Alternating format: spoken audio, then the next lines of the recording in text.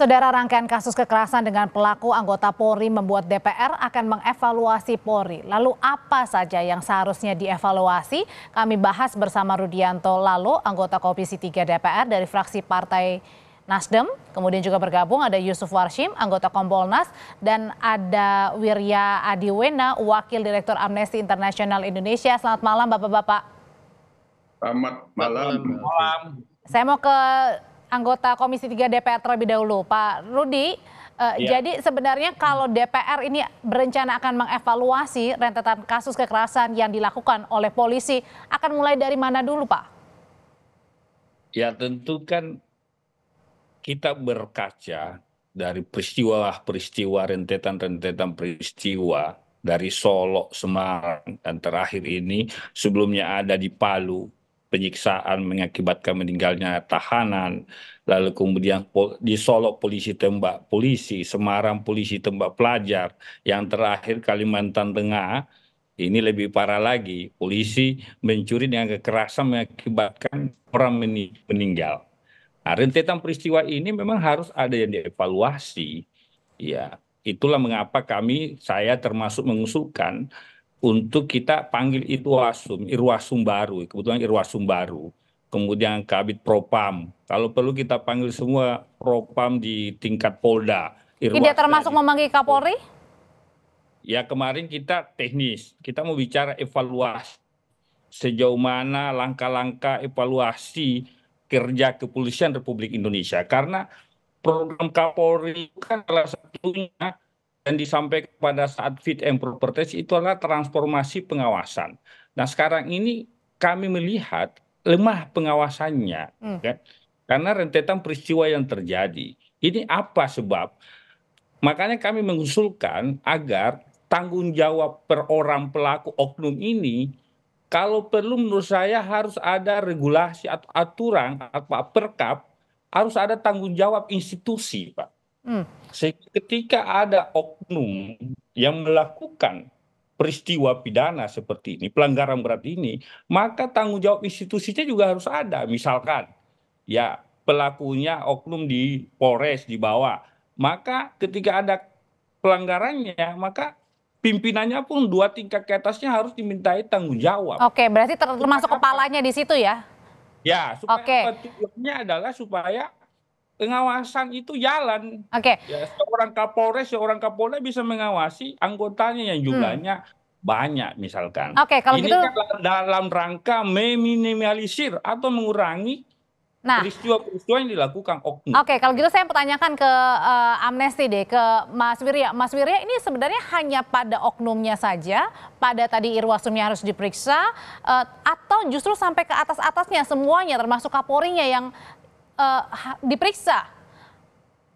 Ya, terima kasih Mbak. Jadi kalau ditanya soal oknum itu agak menggelitik ya sebenarnya, karena rentetan kejadian yang tadi sudah disampaikan Pak Rudi tidak terbatas pada kejadian-kejadian itu saja dan tidak terbatas pada kejadian terjadi di tahun ini saja.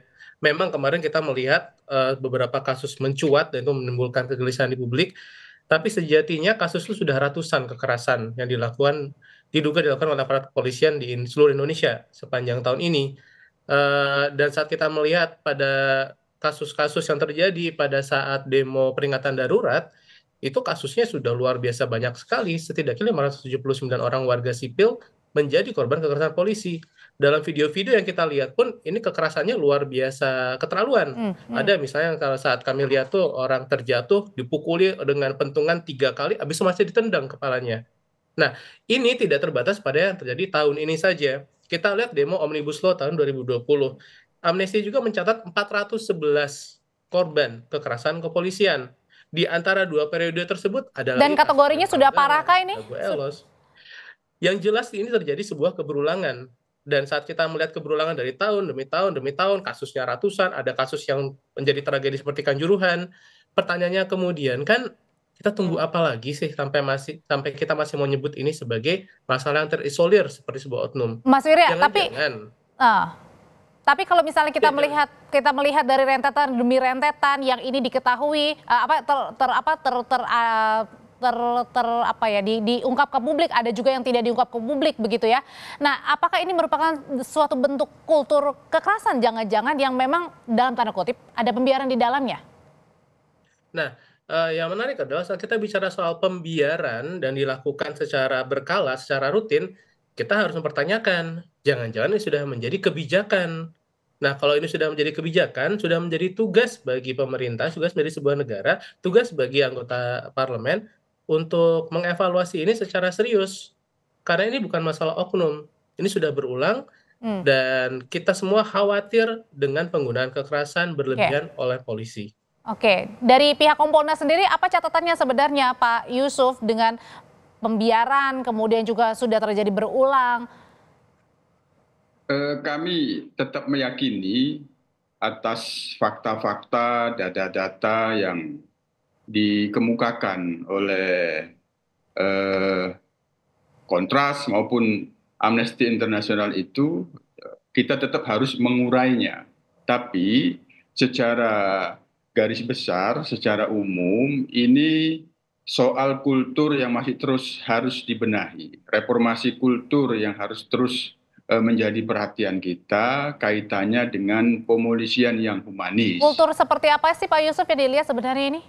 Ya, kultur pemolisian humanisnya masih harus terus dibenahi. Nah, ketika masih ada hal-hal di dalam menggunakan kewenangan dalam tindakan kepolisian yang itu ada data-data dan fakta yang cenderung melakukan kekerasan. Nah, itu kultur humanisnya masih yang harus dibenahi. Kami sendiri sebagai pengawas secara intens memberikan saran dan masukan untuk penguatan pemolisian yang humanis. Secara sistemik di Polri sendiri itu sudah cukup jelas sebenarnya dalam perencanaan strategis penguatan pemolisian humanisnya itu sudah terlihat jelas. Hanya ini memerlukan tidak hanya sekedar komitmen. Komitmennya sudah cukup jelas. Penguatan pemolisian humanis itu sudah cukup jelas. Hanya di sini diperlukan konsistensi di dalam melakukan pembenahan kultur pemolisian yang humanis. Konsistensi itu dari pimpinan, dari pengawasan. Pak Yusuf, tapi kalau misalnya tadi berkaitan dengan kemudian pengawasannya, terus kemudian ada dari kulturnya ya tadi yang lebih humanisnya. Tapi kalau kejadian terakhir di Palangkaraya itu kan nggak ada kaitannya sebenarnya dengan pendekatan humanis karena terlibat sabu, melakukan penembakan, mobilnya diambil, mobil warga. Tunggu dulu, kan tadi sistemik dulu. Nah, komitmen untuk pemolisian humanis itu secara sistemiknya itu sudah jelas. Hanya di sini diperlukan konsistensi. Konsistensinya itu agar bisa ada peran pimpinan, peran pengawasan. Itu yang pertama. Yang kedua, kultur itu sendiri juga membutuhkan kapasitas individual personil, konsep diri sebagai anggota polisi itu diperlukan agar tidak cenderung melakukan penyalahgunaan kewenangan secara individual menjadi oknum yang melakukan pelanggaran-pelanggaran. Maka di situ diperlukan penguatan kapasitas individu, penguatan konsep diri. Maka ini jatuhnya ada pada pembinaan. Namun konsistensi di dalam pembinaan kapasitas individual dan konsep diri sebagai anggota Polri itu tetap memerlukan peran pengawasan yang kuat. Pengawasan itu sesungguhnya di institusi Polri itu ada dua, pengawasan secara institusi dan pengawasan melekat. Pengawasan melekat ini ada pada peran pimpinan. Oleh karena itu, data-data yang dimiliki Kontras dan Amnesty International itu sangat penting kami perlukan. Nanti kita urai, apakah ini ada masalah peran pimpinan yang perlu dimintain pertanggungjawaban atau memang tanggung jawab individual yang harus dimintain pertanggungjawaban. Mengenai peran kepemimpinan ini, tadi juga pada saat di DPR, Ketua Komisi 3 Pak Habib bilang tidak perlu ada evaluasi bagi Kapolri, saya bisa kasih jaminan begitu. Nah, kenapa kemudian Kapolri ini tidak perlu dievaluasi, Pak Rudi?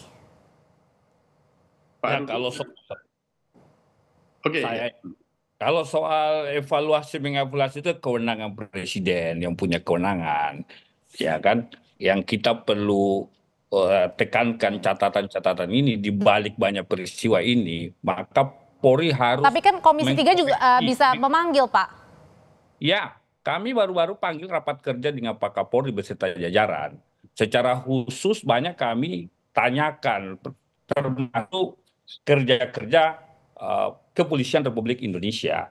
Tetapi yang kami tekankan sekarang ini adalah di balik peristiwa ini, kalau tidak ada langkah-langkah cepat, tepat, maka ini saya kira akan terulang 2-3 bulan, 6 bulan, 1 tahun akan banyak rentetan peristiwa seperti ini. Apa yang harus dievaluasi? Contoh misalkan penggunaan senjata api yang banyak disalahgunakan. Perlu pengetatan misalkan. Bagaimana orang mendapatkan senjata api, polisi ini menjawab ke polisi. Satu amanah yang berhak diberikan. Bagaimana psikotesnya, bagaimana kemudian praktek menembak selama ini.